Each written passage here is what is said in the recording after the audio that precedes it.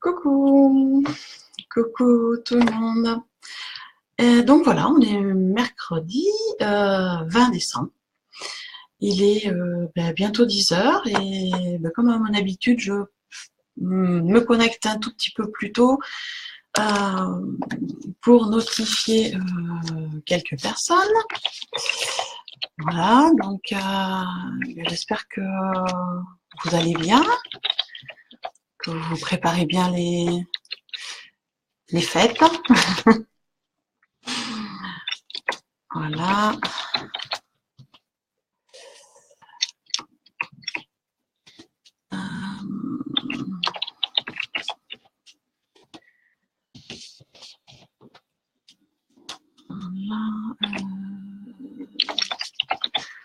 Je notifie comme ça quelques personnes. Je ne sais pas qui sera là. Surtout si vous arrivez en cours de route, n'hésitez pas à me faire un petit coucou.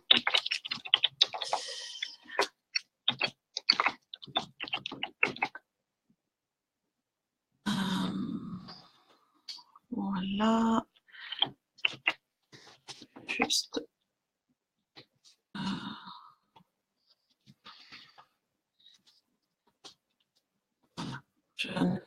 Quelques personnes. Voilà, coucou, coucou tout le monde. Bon, et j'espère que vous êtes en forme, hein, que vous êtes prêts pour le réveillon de dimanche ou de lundi, ça dépend des familles. Voilà, donc bien aujourd'hui, je voulais vous parler du sabbat de Yule. Alors c'est vrai que mon intitulé de page est un peu partout, c'est la chamane celte. Tout simplement parce que je suis celte. Et donc du coup, je voulais vous parler de ce sabbat qui est important chez les Celtes. Hein, donc c'est un sabbat que l'on fait le 21 décembre, donc demain. C'est pour ça que j'en parle aujourd'hui. Pour ceux qui connaissent un peu le druidisme ou le celtisme, ils savent de quoi je vais parler. Pour les autres, eh bien, vous allez un peu découvrir une autre partie de mon univers. Donc c'est vrai qu'on appelle ça les sabbats, mais c'est une fête. Hein, on est d'accord, on n'est pas sur un sabbat de sorcière ou de je sais pas quoi, même si effectivement ceux qui sont plus vers les comment s'appelle les traditions wiccanes ont repris les sabbats des Celtes avec quelques petites différences, bien sûr, ça c'est normal. Alors vous allez me voir de temps en temps tourner un peu les yeux parce que j'ai pris quelques notes hein, pour vous expliquer, on va dire de façon assez simple, assez succincte. Donc j'ai pris quelques notes pour pas perdre le fil. Voilà, donc n'hésitez pas à me faire un coucou pour me dire que vous êtes là, puisque du coup je ne sais pas qui est là. Et n'hésitez pas non plus à me poser vos questions, à me faire vos retours, vos commentaires, comme d'habitude. D'accord, voilà. Alors, le sabbat de Yule. Donc, comme je disais, c'est un sabbat qui a lieu sur le solstice de l'hiver, donc le 21 décembre. Pour nous, le 21 décembre, c'est la moitié de l'hiver. On a déjà fait la moitié de l'hiver. Et ce solstice, c'est important parce qu'en fait, le 21 décembre, c'est l'année de la... C'est le moment de l'année, je vais y arriver, où la nuit est la plus longue. Voilà, mais aussi où après le 21 décembre, les jours commencent à rallonger. Alors c'est vrai qu'on s'en rend pas tout de suite compte, mais effectivement à partir du 22-23 décembre, les jours commencent à rallonger. Et du coup, ce passage du solstice est chez nous très important chez les Celtes parce que c'est du coup un passage. On passe des ténèbres de l'hiver à la lumière puisque le printemps commence à arriver. Hein, donc c'est vraiment un passage énergétique important. Et pour nous, c'est le moment, si vous voulez, où le vieux roi Ou, alors quand je parle du vieux roi Ou, je l'écris H-O-U-X, hein, comme la plante, parce que le vieux roi Ou, chez les Celtes, il symbolise l'hiver. Donc le solstice du 21 décembre, c'est le moment où ce vieux roi eh bien, doit mourir pour passer le pouvoir au jeune roi, qui est le chêne. Donc voilà, c'est vraiment le symbole d'une nouvelle vie, c'est le retour du printemps qui va arriver c'est une renaissance qui va arriver et c'est ce qu'on célèbre le 21 décembre. Donc, voilà, c'est quelque chose, nous on sait voilà, que quand on passe le 21 décembre, le printemps va arriver avec toute sa fougue et son énergie et que c'est le moment de préparer des choses pour l'arrivée du printemps. Alors, les influences du sabbat de Yule, c'est surtout un sabbat d'introspection. C'est le moment de revenir à soi, à une concrétisation de soi-même, voir un peu où on en est. C'est aussi le moment de la modération, de la tempérance, de l'équilibre. On va sur une renaissance, donc automatiquement sur une harmonie, sur une joie intérieure qui est important. C'est un sabbat où nous on se retrouve entre amis, dans la famille, entre proches. Hein, ce n'est pas réservé qu'à la famille, mais aussi aux amis très proches, à la famille de cœur, pas qu'à la famille biologique en fait. Et donc c'est le moment d'essayer de se prendre en contact, de revoir des gens qu'on n'a pas vus depuis un moment, parce qu'ils sont éloignés de par leur travail, de par leur lieu géographique, ou parce que nous on a déménagé. Donc c'est vrai que c'est le moment de se remettre un peu tous en contact, d'essayer de se retrouver plus que d'habitude, et surtout de mettre fin à des disputes. Parce que c'est vrai que des fois dans l'année, on se dispute des fois pour des broutilles, des fois on ne sait même plus pourquoi. Et le sabbat du 21, c'est le moment aussi de faire la paix. Voilà, et c'est une fête qui est idéale pour méditer vraiment sur soi-même, sur les énergies qu'on a à l'intérieur de nous qui sont un peu, un peu cachées, un peu en sommeil pendant l'hiver. Donc, comme la Terre, hein, on se met tous en sommeil pendant l'hiver, on est vraiment à l'intérieur de soi et c'est le moment justement d'aller voir un peu où est-ce qu'on en est, de se libérer de la négativité qu'on peut encore avoir dans certains domaines. C'est aussi un moment où on fait des vœux. Ça, c'est important dans la veillée. On fait des vœux sur le domaine, enfin, quel que soit le domaine de vie. D'ailleurs, on peut en faire même plusieurs. Ça, c'est à chacun ses choix. Donc, c'est vrai, c'est une période, un peu plus festive pour nous, le 21. Il y a un symbole qui est très important, c'est la bûche de Yule. Pour ceux qui ont une cheminée, c'est super. Alors, bûche de Yule, je précise, on n'est pas sur le gâteau de Noël, bûche glacée ou bûche pâtissière. Hein. Je parle vraiment d'une bûche. En fait, c'est comme le vieux roi où on va mourir pour passer le relais au jeune roi chêne.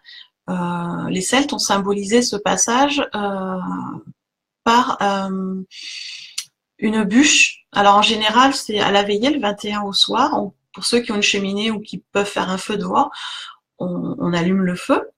Et quand on attaque la veillée, on prend vraiment une très grosse bûche, mais vraiment un truc énorme, hein, le plus gros qu'on peut rentrer pour que ça tienne toute la nuit sans que la bûche soit complètement calcinée. Donc en fait, c'est ce symbole, on dépose la bûche dans le feu à la veillée. Donc c'est le symbole du vieux roi qui va décéder. Et on laisse cette bûche dans la cheminée toute la nuit. Et le lendemain matin, alors avant de l'éteindre, la tradition veut qu'on récupère les cendres. Parce que les cendres de cette bûche de Yule sont importants. On dit qu'elles ont des propriétés magiques. Alors, vrai ou pas, je sais pas. Moi, je sais que les anciens qui pratiquaient, avec qui j'ai partagé certains solstices, et d'autres encore, hein, le font, gardent les cendres parce que propriété de guérir les animaux malades. Il paraît que si on les répand au pied des arbres fruitiers, on a des meilleures récoltes. Ceux qui font ce sabbat le font, gardent les cendres hein, pour guérir ou pour les plantes. Et a priori, cela fonctionne.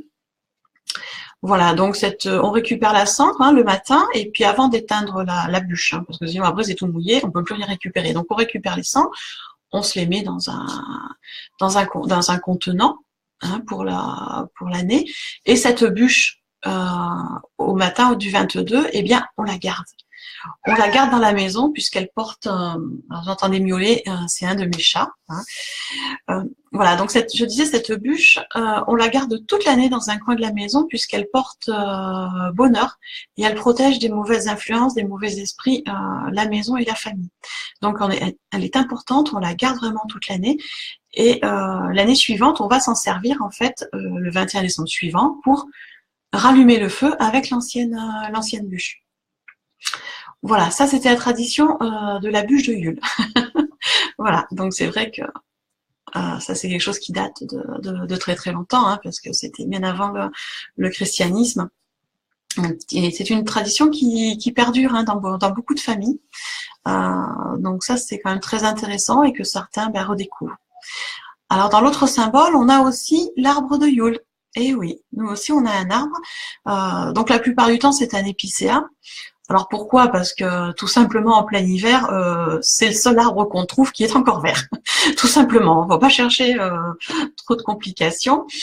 Et du coup, on prend un arbre, donc un épicéa qu'on ramène chez nous, et on le décore.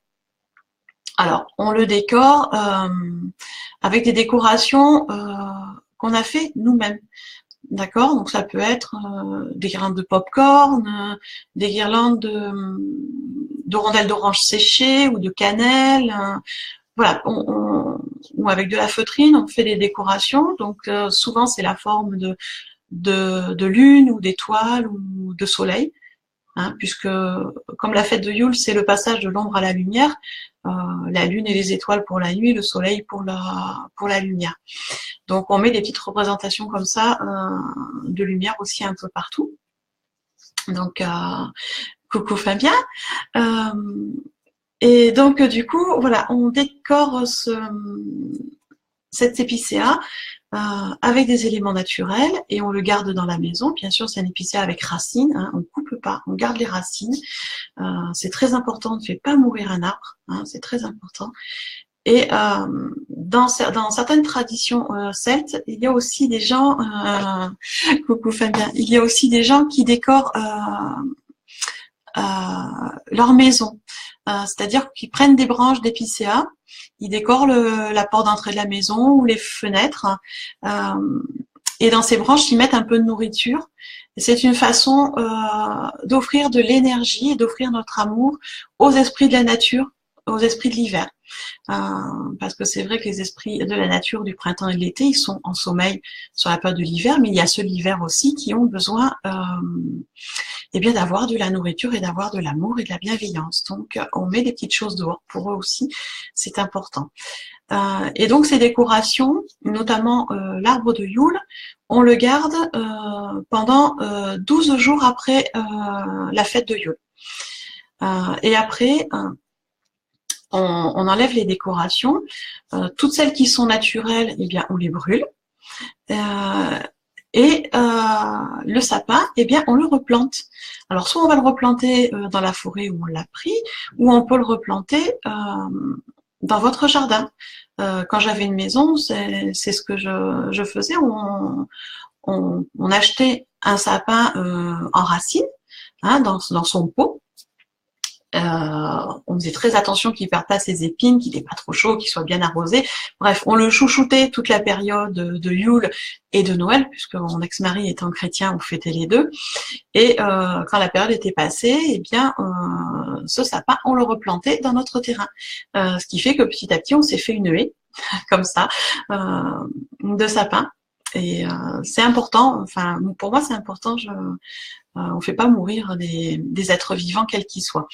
Et du coup, on lui redonne son espace chez nous, dans notre jardin, dans notre terrain. Et moi, je trouve ça sympa parce qu'en plus, on a des arbres de différentes hauteurs, de différents âges.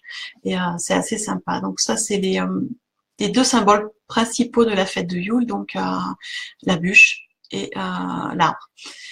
Et bien sûr, il y a toujours une connotation. Les anciens, ma grand-mère me disait qu'à cette époque, c'est à minuit, notamment sur la veillée de Yule, c'était une heure magique parce qu'il y avait des choses des fois un peu étrange qui se passait. Alors il y a des légendes, hein, bien sûr, comme partout. Et chez les Celtes, il y a deux légendes qui perdurent sur ce solstice de Yule. C'est alors il y en a une, j'ai jamais constaté, hein, mais bon, c'est l'eau des fontaines qui se transforme en vin. Alors ça pourrait être sympa pour ceux qui aiment le vin. Mais personnellement, j'ai jamais vu l'eau des fontaines se transformer en vin. Oh, ça aurait pu être sympa. Mais bon, j'ai jamais vu. Il y a une autre tradition qui est magique, comme ça, qui perdure, c'est de mettre quelques pièces de monnaie sur le seuil de la maison. Ça assure la richesse, l'abondance pour toute l'année à venir. Alors pas qu'au niveau matériel, hein, l'abondance, je le rappelle, ouais, à tous les niveaux. Ça, c'est quelque chose qui, voilà, même, c'est une superstition certes, mais entre la bûche, l'arbre et les pièces, il y en a encore beaucoup qui font ces petits rituels. Et ben moi, la première, hein, je mets quelques pièces à l'entrée de ma maison, de mon appartement.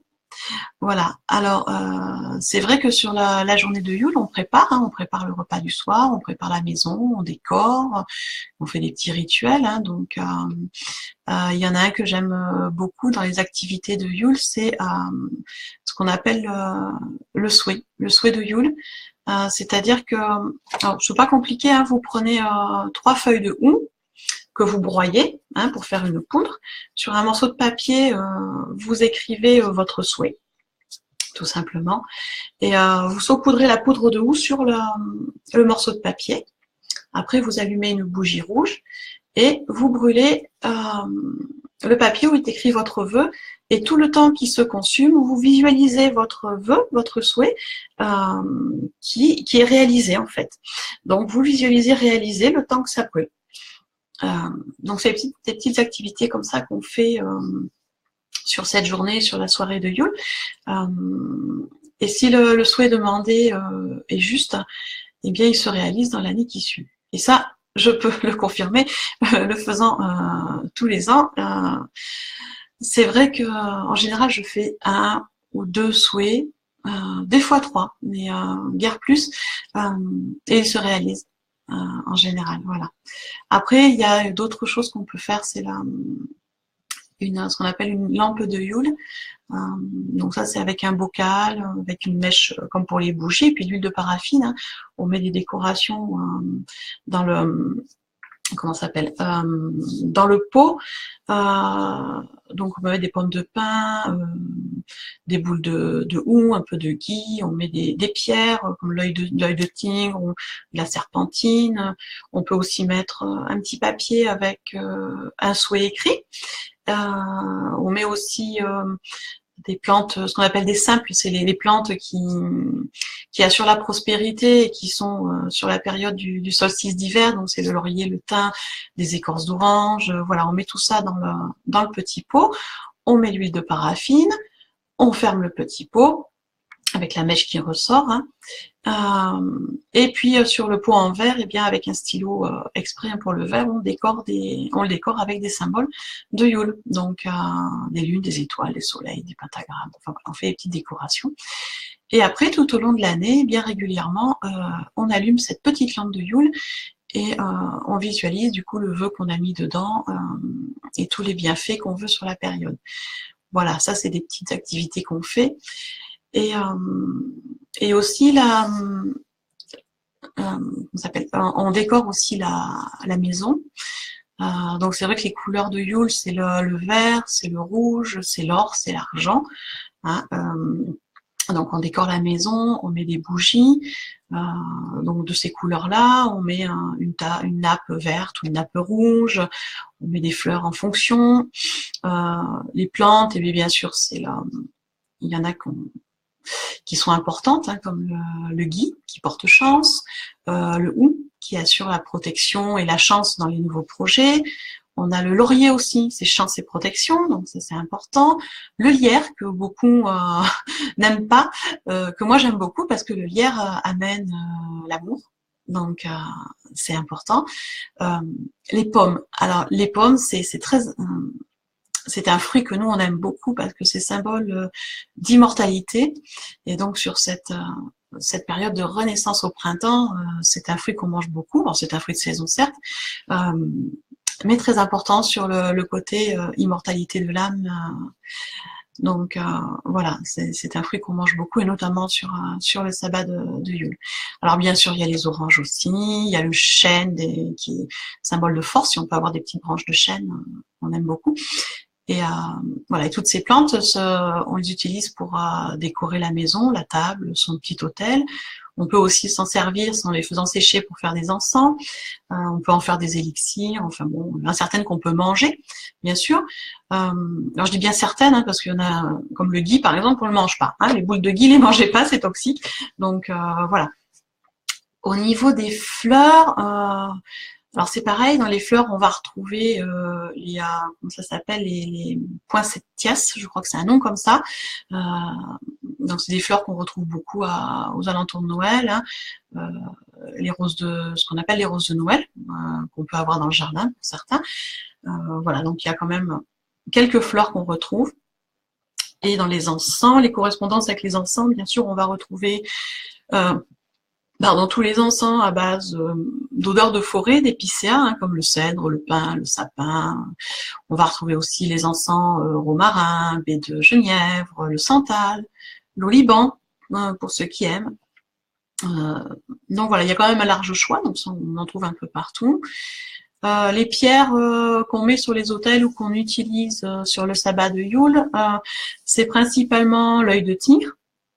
Donc il y a aussi le rubis quand on en a, mais même en pierre, je veux dire en pierre brute, c'est quand même un petit peu cher. Il y a aussi la turquoise, la serpentine et le péridot. Pour ceux qui en ont, le péridot c'est une jolie pierre, en plus elle est verte, elle est très jolie, hein, de la couleur de Yule, et elle aide beaucoup quand on démarre une nouvelle vie. Donc elle est tout à fait faite pour ce sabbat, puisqu'on est sur un sabbat de renaissance.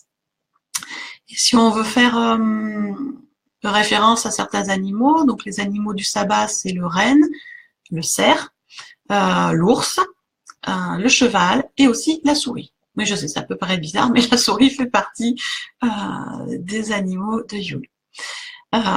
Moi, sur mon autel, je mets aussi une carte de tarot, puisqu'il y a quand même des correspondances entre les Celtes et aussi les tarots. Et la carte du tarot qui est symbolique sur Yule, c'est la tempérance. C'est l'arcane majeur, c'est la numéro 14, il me semble. La tempérance que je mets sur mon autel aussi le jour du 21 décembre. Donc voilà, et en famille, et bien sûr cette journée-là, ou sur la soirée, on décore la maison, on prépare le repas. On peut faire des prières à certaines déités, à certains dieux, à certaines divinités, pour ceux qui en ont envie. Alors il y en a plein, hein. Il y a Athéna, il y a Dionysos, il y a chez les Celtes bien sûr, il y a Frey, il y a Freya. Chez les Wiccans, vous allez retrouver aussi Hécate.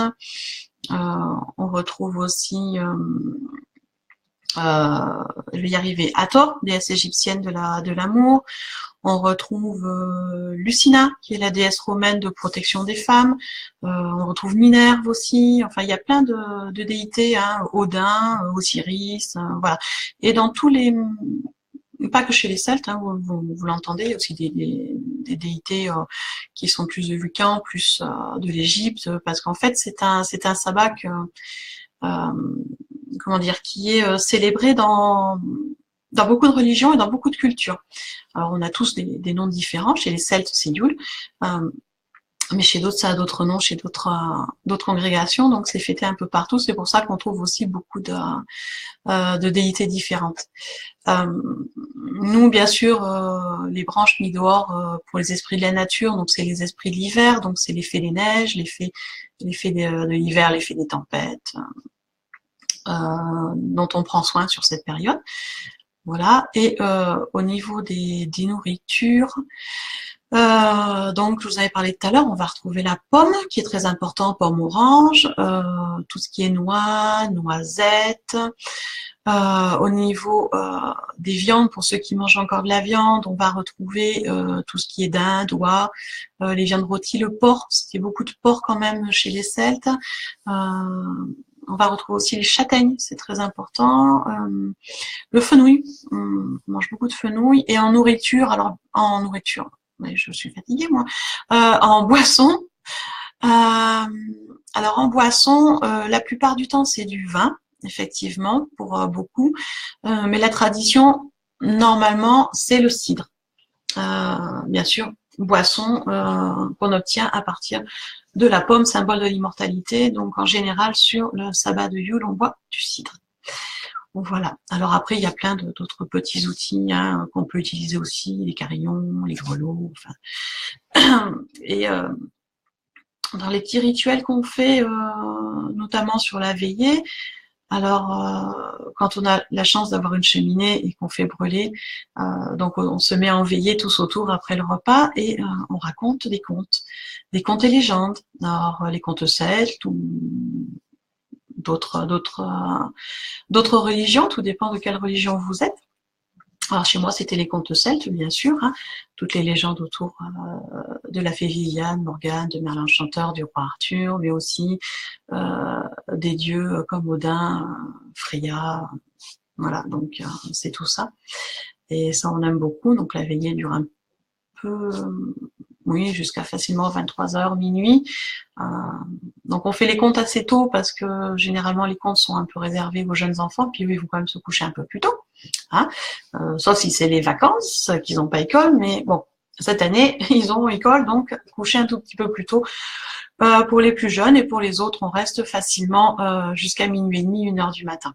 On passe le cap des minuit pour démarrer le 22 décembre, et puis après, on va se coucher en laissant la bûche dans la cheminée.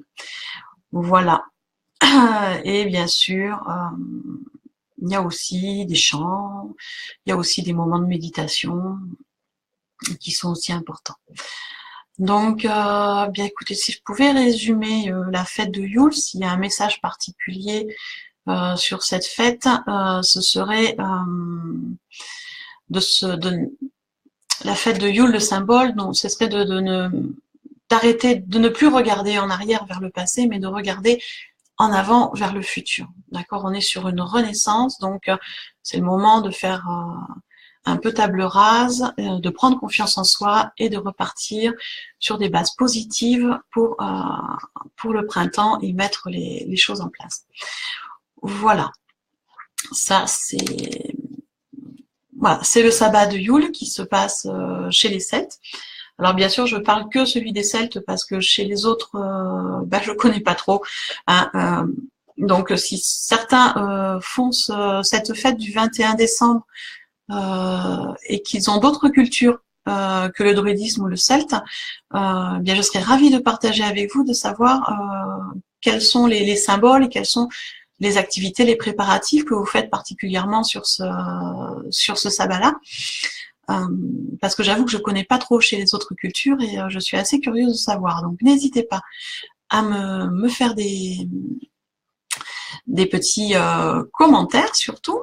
Voilà, donc si ça vous a plu, je vous invite moi à partager la vidéo, hein, parce que plus de gens la verront, plus de gens connaîtront la religion celte, la façon de penser aussi des Celtes, qui est un peu, il reprend un peu de vigueur et qui sort un peu de son terrier ces dernières années.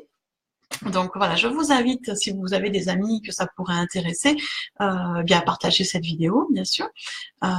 Donc je la mettrai aussi sur ma chaîne YouTube, hein, comme tous les lives que je fais. Et après, eh bien pour ceux que ça intéresse, je vais vous mettre en commentaire. Je vais vous épingler un petit commentaire parce que je me suis dit que ça intéresserait peut-être certaines personnes d'avoir ce que je vous ai expliqué en PDF, en écrit. Donc je vous ai fait, hier j'ai préparé un petit PDF sur le sabbat de Yule avec les explications que je vous ai données là, et avec aussi des petites explications pour faire le rituel du vœu, pour ceux qui veulent, pour fabriquer la lampe de Yule, dont je vous ai un petit peu parlé tout à l'heure. Il y a tout le descriptif, voilà. Et je vous ai mis aussi toutes les correspondances. Donc les couleurs, les plantes, les pierres, toutes les déités pour ceux qui veulent prier un dieu particulièrement. Donc voilà, je vous ai tout mis ça en PDF.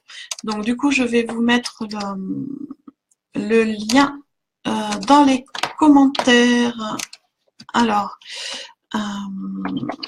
pour recevoir le PDF, alors, expliquant. Je fais ça en direct. C'est donc, je t'invite à cliquer sur le lien ci-dessous. Je mets ci-dessus. Non, c'est même pas comme ça. Alors, on va y arriver. Hein. Voilà, pour recevoir donc le PDF, je vous mets du coup, voilà, un petit lien. Voilà, je pense. Hop, voilà. Toc. Alors, je l'ai épinglé comme ça pour ceux qui verront le live en replay dans la journée ou demain ou après-demain. Vous avez du coup le lien pour recevoir le petit PDF expliquant le sabbat qui est épinglé dans les commentaires. Donc voilà, c'est tout simple. Hein, vous cliquez sur le lien et ça va vous mener tout simplement sur une page où il faudra donner votre prénom et comment ça s'appelle, et votre adresse mail, et vous allez avoir toutes les explications, vous allez recevoir des mails et tout ça. Un mail avec le lien pour télécharger, pour pouvoir avoir le PDF. Voilà, donc c'est un PDF que vous allez pouvoir télécharger, imprimer, garder. Voilà, ça c'est un petit cadeau du jour pour le sabbat de Yule. Voilà, eh bien écoutez, je pense que j'ai fait le tour, ça doit faire, oui, à peu près une demi-heure qu'on est ensemble. Donc je sais pas si... Bon, à part Fabien, j'ai vu qu'il m'a fait coucou en passant, si tu es toujours là Fabien, je sais pas. S'il y a d'autres personnes. Si vous avez des questions, eh bien, pour ceux qui sont présents, c'est le moment de me les poser. Hein, je vous assure, je ne mords pas, je réponds à toutes les questions. Et pour ceux qui regarderont en replay, je vous invite aussi à partager bien sûr la vidéo si elle vous a plu, à me mettre des petits pouces ou des cœurs pour me dire si tout est ok pour vous, et à me mettre vos commentaires et vos questions. N'hésitez pas, vous pouvez aussi bien communiquer avec moi par MP, hein, sur Facebook, il n'y a aucun souci. Voilà, et au contraire, et puis n'hésitez pas à me faire part si vous avez envie que je parle de certains sujets qui vous touchent un peu plus ou vous avez envie de savoir un peu plus. Voilà, bien écoutez, je vais vous laisser pour aujourd'hui. Et puis je vous souhaite une belle et douce journée en cette froide journée d'hiver. Voilà. Et je vous fais de gros bisous. À bientôt.